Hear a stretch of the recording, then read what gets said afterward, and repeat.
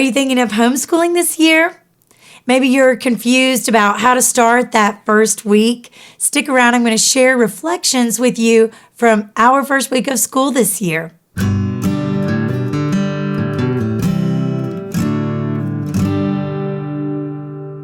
Hi, I'm Rebecca with the Parent Teacher Bridge, where you can find the ideas and resources you need to empower you to be your child's most influential teacher.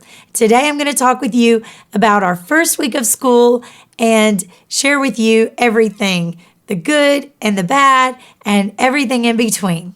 Before we get started, make sure you click that like button below and subscribe to get more helpful videos for your child's learning. And as I go through this video, if there is a comment or a question you have, be sure to write that in the comment section below. I have 3 children and I've been homeschooling the entire time. Prior to that, I was a public and private school teacher. My children are 5th grade, 1st grade, and pre-K. I have 2 boys and then a girl. So my girl definitely likes to be included right now, even though she is not officially in school. She likes to believe that she is. So I always try to include her as we go about our school day. So this week was our first week of school, and the summer's been crazy. In fact, this whole year has been crazy. As my husband and I have worked on projects throughout the year, we've allowed our children to have plenty of outside time, which I love, but they haven't had to do much work throughout the summer. We've worked a little bit on reading, but that's been about it. And there has been no implementing of schedule. So I fully expected it to be a little rough. I prepared my husband for that there would probably be some whining sessions, some fits, and some crying. And I'm going to share that with you today, how our schedule looked and how we stuck to it, how we got off schedule, and even how we included some extracurricular activities. So the first thing I'm going to share with you is our schedule. So for our schedule, I knew that I wanted to make it tentative. I fully expected for it to change, and it already has shifted a little bit this week. Probably this weekend, I will go through and change anything that I needed to change. So I didn't spend a lot of money, didn't spend a lot of time. I have it on a couple of magnets that I attached to my dry erase board. And it's just a simple pocket chart. It is not extremely well made. It came from a dollar store. But again, I know that as we finalize our schedule throughout the year, I can change that, maybe print something off and make something different. It has little strips of cardstock that came with it, so I used those. However, I know that if I run out of those, if I want to change something, I could just purchase more cardstock and make my little strips in there. So wanted to get started every morning by 8 o'clock. I put Bible first because I wanted to make sure that we got it in for the day. Some of these time slots are only 30 minutes and some of them are more like an hour. So that first time slot was 30 minutes. And then we are in classical conversations. So that memory work time is going to include anything from memorizing English work. There's a little bit of Latin, but a lot of science and history we work in during that time slot. By 9 o'clock, I put just different writing all together there. Journal, handwriting, and spelling. We all have a little journal that we write in. By 9:30, I have math and play outside. Now, why is that? Well, my oldest child will do a little bit more math than my other 2 children. And even still, if he works really well and the other 2 don't, he might finish before they do. So I let them go outside when they are done with their math. If they have piddled and wasted their time, then they're going to be inside with me while they finish their math. I knew that I wanted to build in a time where I could start preparing lunch. So by 10:30, we went to read to self and lunchtime. So my younger 2 may be quietly looking at books during that time. They're getting to rest after getting outside and being active while I'm preparing the lunch. And then by 11:30, Essentials is part of the Classical Conversations program that we are in. That's really referring to my 5th grader, where he works with English, grammar, and writing. And then my middle son, my 1st grader, that's the time that I use for him to actually read out loud with me. And then by noon, We have more playtime, plenty of time to get outside and get tired so that they are able to come back in at 2 o'clock and have quiet time. Now, it's written as quiet time because they may need to rest. My youngest definitely needs to take a nap, but it's also time that we can read again. So if the first read to self-time, if we didn't get that in, we definitely get it in by 2 o'clock at the quiet time. So I sat out and I made that schedule. I posted it where the children could see everything. I didn't have a lot of money to work with this year, but in times past, I've prepared like some small gift or a special pencil bag or a new pack of markers that always excites children when they can see something waiting for them. We don't have an official schoolroom, so we school at our large kitchen table. I have a large table runner going across it, and the table runner is the central area where I've been keeping their stacks of books, workbooks, journals, basically anything they need. So I alternated my children where they are not beside each other. There's a chair in between each other. So my two younger children are on one side of the table and my oldest is on the other side of the table. Each of the children have their stack of books in front of them, but placed on the table runner in the middle of the table.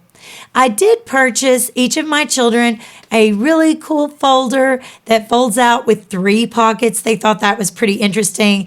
I let them write their name on it in marker, and it's just something fun I picked up at the local store.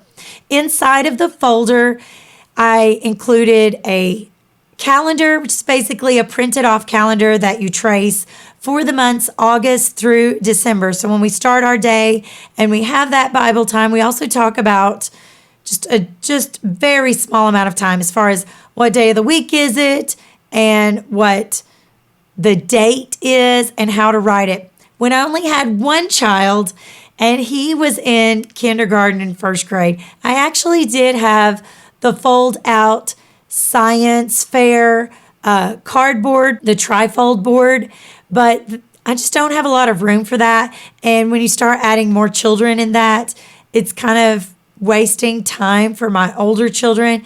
And I think that my younger children will get familiar with the calendar just interacting with it every day, which is why I got a traceable calendar. So we have that in there. We have a little map because during our classical conversations memory work time, we're going to identify a state and that they get to color each day. And if each child has something that is personal to their work, I might include that folder also. One thing I've done this year is to make each child have a personal checklist of their own. And to save paper and time, instead of making the checklist one full page, I shrunk it down and I included lots of copies of the same checklist on that page. My children have really enjoyed this part. So instead of checking off the subjects that we have completed throughout the day, instead of doing that during the day, we've been doing it at the end of our school day. And then they're able to show their dad just how much they got accomplished. We did this even if we didn't get to something on the checkoff list. I also included some things that weren't exactly schoolwork, such as cleaning their room or piano practice for my oldest child. They've really enjoyed this. And I've noticed as we've gone throughout this week that my children have noticed the schedule throughout the day. My oldest has been looking at the time. He's been letting us know when we get behind time or when we don't.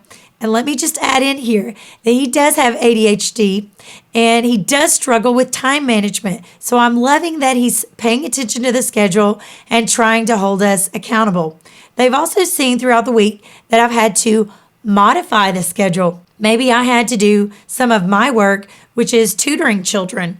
And I had to tell them, okay, we're going to skip this part. We're going to move this part later in the day because I need to tutor at 1 o'clock or I need to tutor at 2 o'clock. We've also gone to piano practice at 2:30 one of these days.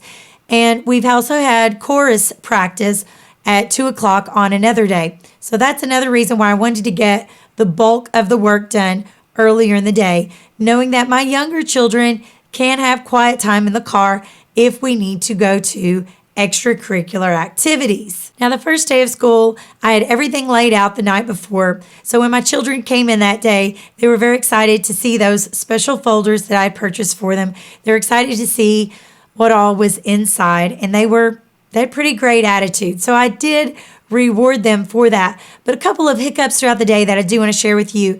I had a child that got a paper cut, so that was a little bit of a distraction as she had to go get a Band-Aid and deal with that for a little while. I had a child that left and went to the bathroom and was in there for quite a while.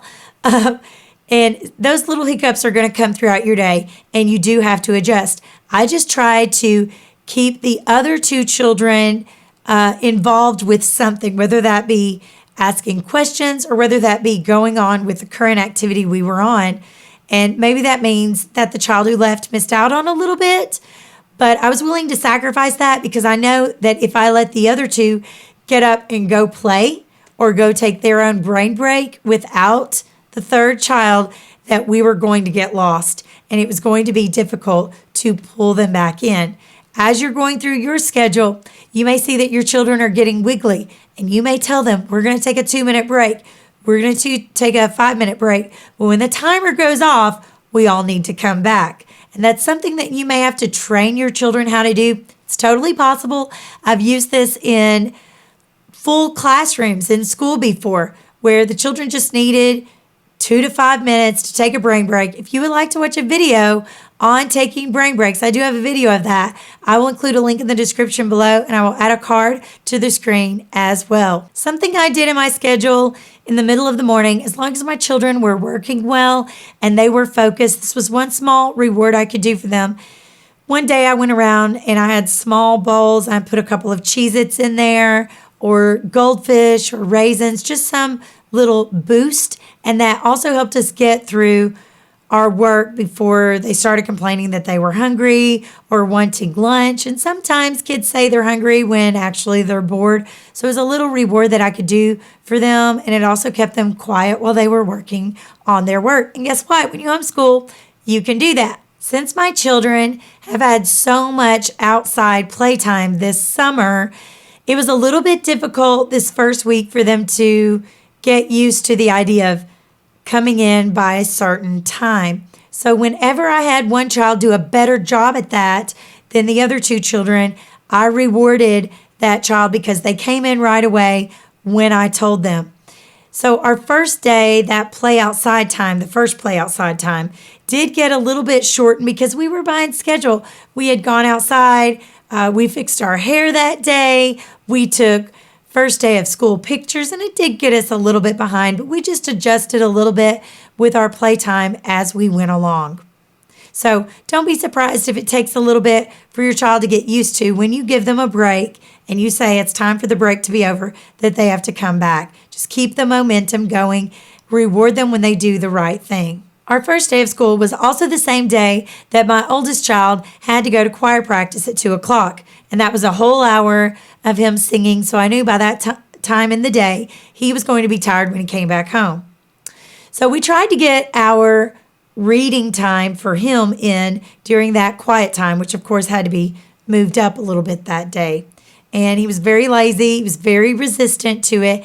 And he just didn't want to do it. I reminded him several times that if he did not finish his reading of his chapter book before going to choir practice, that he would have to do it when he got back. And that I warned him he would be tired. He gets tired easily. So when we came back from choir, we pulled into the driveway.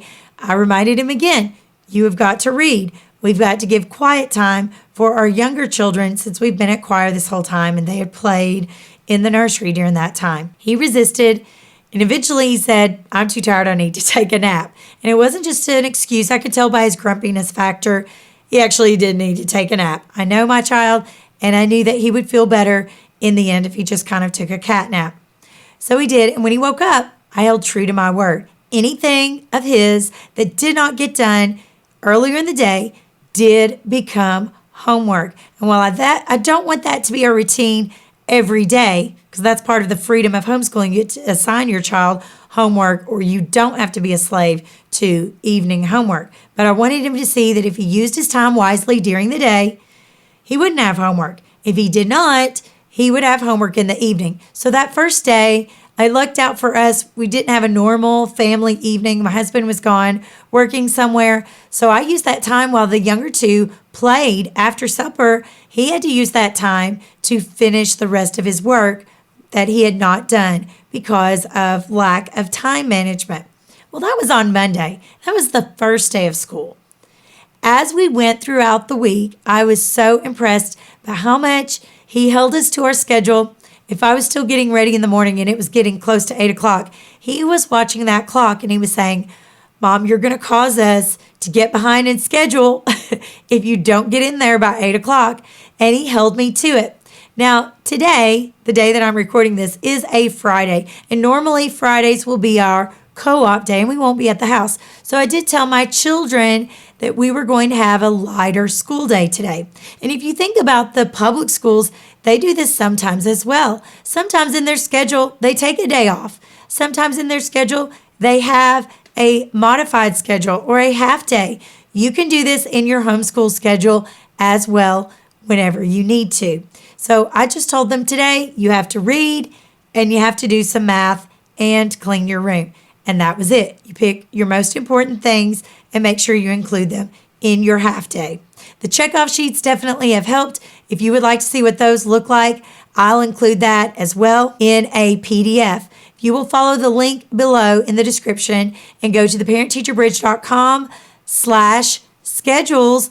I will have a PDF that talks to you about how you can modify your schedule throughout the day, what you can do in a schedule, and how different homeschool schedules look different for different families. What questions do you have about starting your first week of homeschool? Do you have any questions about how we decide to schedule or how we modify schedule? Do you have any ideas that you, as a seasoned homeschool parent, have used in the past with your children? Please leave a comment below so that my viewers can see lots of ideas from lots of different homeschool families. If you found this video helpful, be sure to click like and subscribe so that you can know each time I upload more helpful videos for your child's education. And don't forget, share with a friend. You can find the Parent Teacher Bridge on Facebook and Instagram. And remember, you are your child's most influential teacher.